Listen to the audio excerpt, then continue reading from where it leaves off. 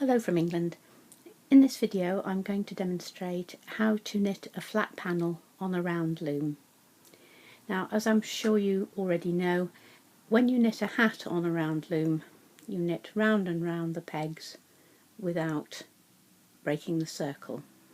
However, when you knit a flat panel you go from one peg to another peg, you stop, you come back again and you work backwards and forwards like that.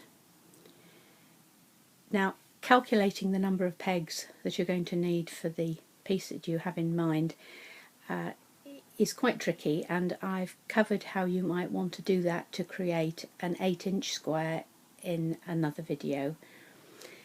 For this video though, to speed up the demonstration, I'm going to be knitting just on 10 pegs. I always take my first peg as the peg immediately to the right of the winding peg. The winding peg's the peg that sticks out at the front, and I've put a piece of contrast coloured yarn on my last peg, and that will guide me throughout the knitting process.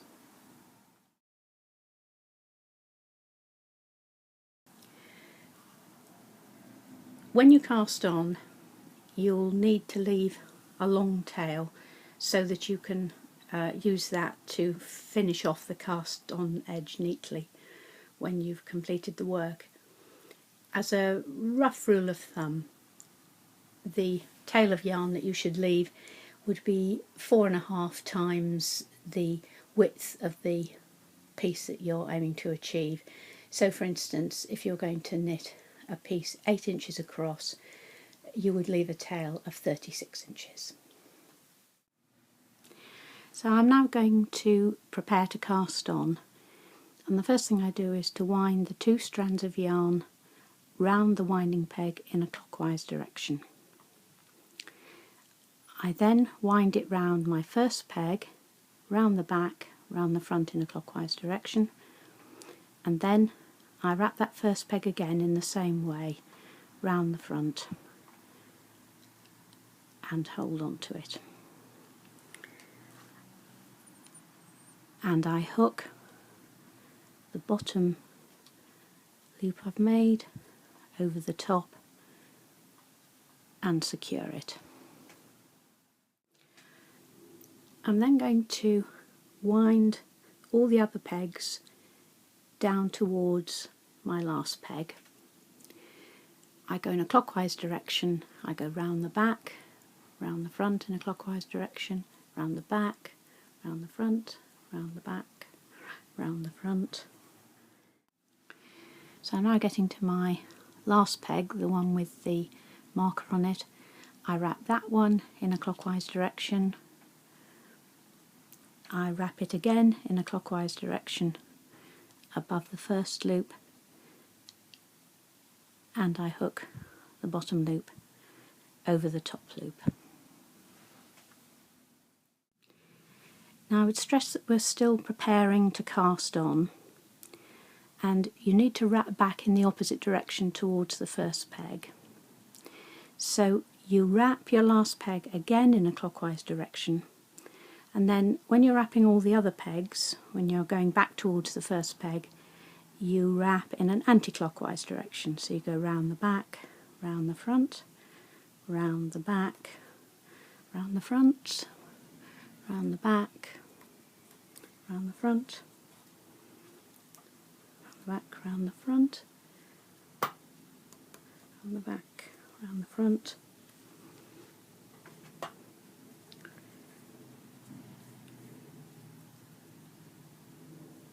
and keep going till you've reached the first peg again, and you hook the bottom loop over the top loop, and in that way you've just cast on your first stitch, and you then continue to cast on by hooking all the bottom loops over the top loop. So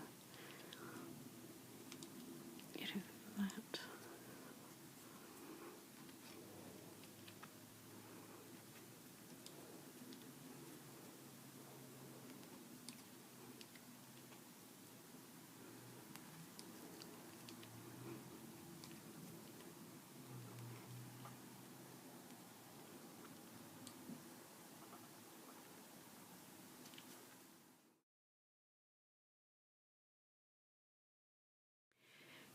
So you've now cast on, you've got a stitch on every peg, and I'm now going to show how to carry on knitting.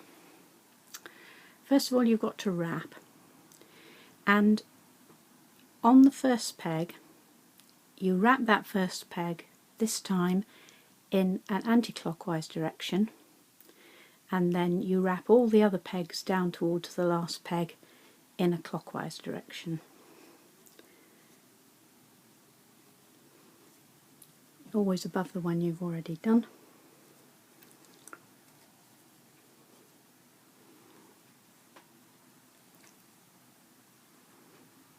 And then when you get to the last peg, you secure it by hooking the bottom loop over the top. So then you go back, hooking the bottom loop over the top loop, bottom loop over the top loop, and so on.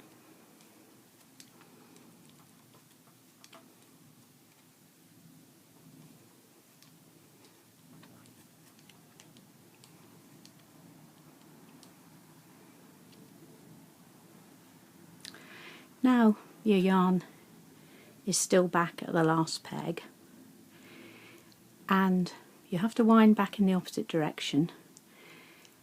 When you're on your last peg, you wind it in a clockwise direction, and then, like I showed when we were casting on, you wrap the other pegs anti-clockwise.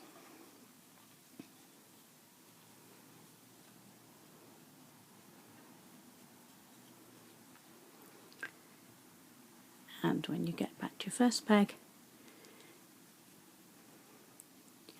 you hook the bottom over the top, that's secure, then you hook your bottom loops over your top loops.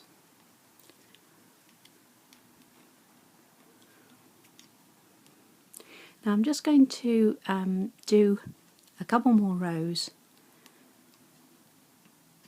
when I'm wrapping and then hooking the loops over.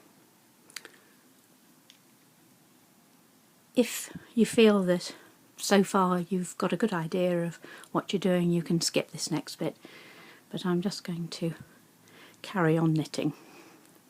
So first I'm going to wrap anti-clockwise, clockwise,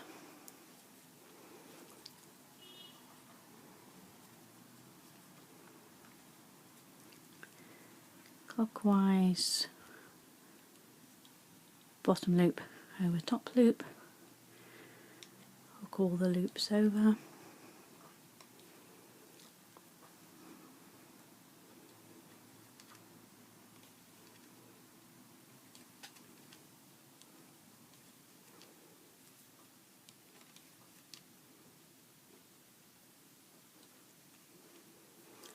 then wrap back in the opposite direction.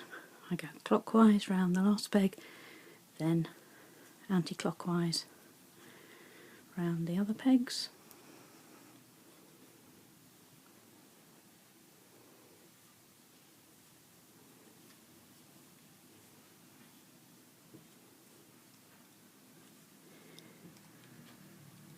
Bottom loop over top loop to secure it. Hook over.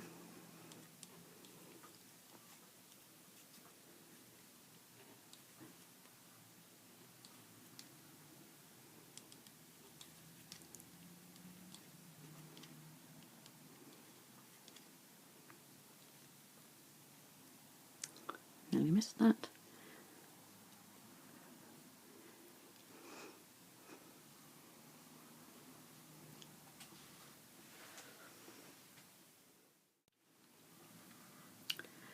Right, I've carried on knitting, and in less than 5 minutes, because loom knitting is very quick, my sample piece has already grown to this.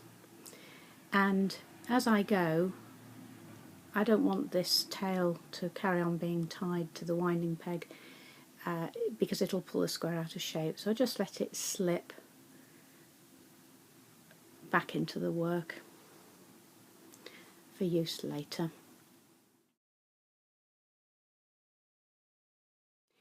If I want to change the colour of the yarn during knitting to make a stripe, for example, I make sure the original yarn is back on the first peg, and then I wrap 2 strands of the new colour yarn round the winding peg in a clockwise direction. I then go up onto my first peg and wind in a clockwise direction above the original colour. Then, as we've seen, wind on down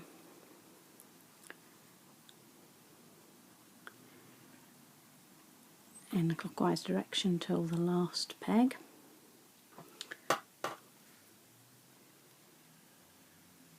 Hook bottom loop over the top, then hook the bottom loop over the top again,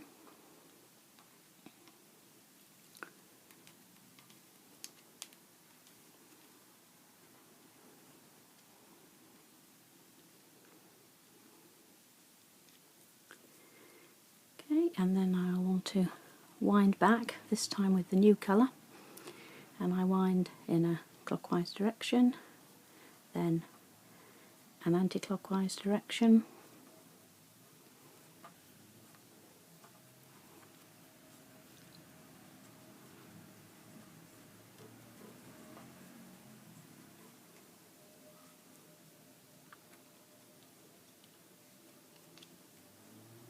and then I'm ready to start knitting in the new colour in the normal way. Now the only thing to note is that when you're introducing a new colour, you don't need to leave the very long tail of yarn that you left when you cast on originally. You should let this gradually slip back into the work like you let the very long tail slip back into the work, and you don't do any knotting together of the new colour with the old colour on the work itself until the piece is completely off the loom, because if you do, you'll pull it out of shape.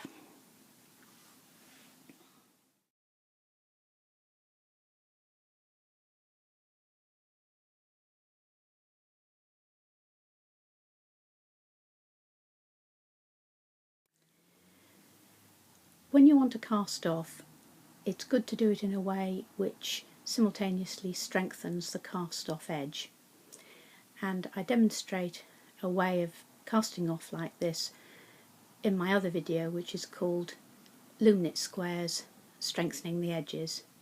So here's a preview of that other video.